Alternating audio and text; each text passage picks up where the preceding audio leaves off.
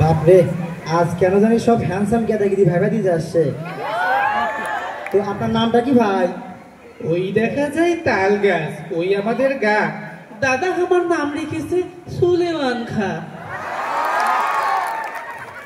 ভালোই, আজকে যে কি যন্ত্রণায় পড়লাম, একজন এসে গান গান বলে গেল, আপনি আবার কবিতা বলতে আসছেন। তো আপনার বাপের নাম কি?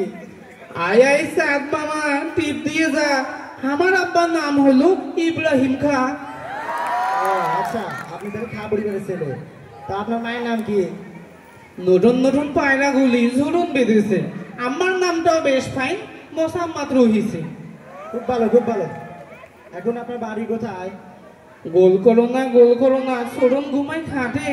আমার বাড়ি খুব বেশি দূরে নয়, এই লালমনির হাটে। পড়াশোনা কতদূর করেছে? হাট্টিমা টিম তারা মাঠে পারে ডিম। পড়াশোনা করবে আর গিয়ে ধরে থেকেছিলাম জিম। আপনি যদি পড়াশোনা করবেন গিয়ে জিম টিম লেগে বই থাকেন, চাকরি করবেন কেমনে? চাকরি করবে জান কে? আদা গাছে তোতা পাখি, নারকেল গাছে মৌ। চাকরি করা না পাইলে গেলে কোনটা পামো বউ। পড়াশোনা করেনি ঠিক মতো, আবার চাকরি করবে চান। তো আপনার মাঝে কি এমন বিশেষ যোগ্যতা আছে বলেন তো? আইআইটিএ নাই ভরা দিয়ে, পেট ভরে ভাত খাইবার পারি নুন পত্র দিয়ে।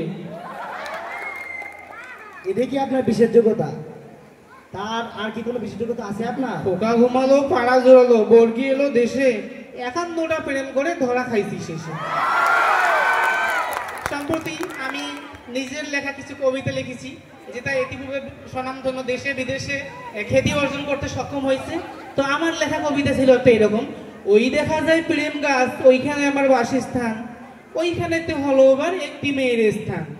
ও মেয়ে তুই দেখিস কি, সেটা খেতে চাস কি? সেটা আমি চাই না, ভালোবাসা পাই না, একটি যদি পাই অমনি ধরে বিয়ে করতে যাই। ধন্যবাদ।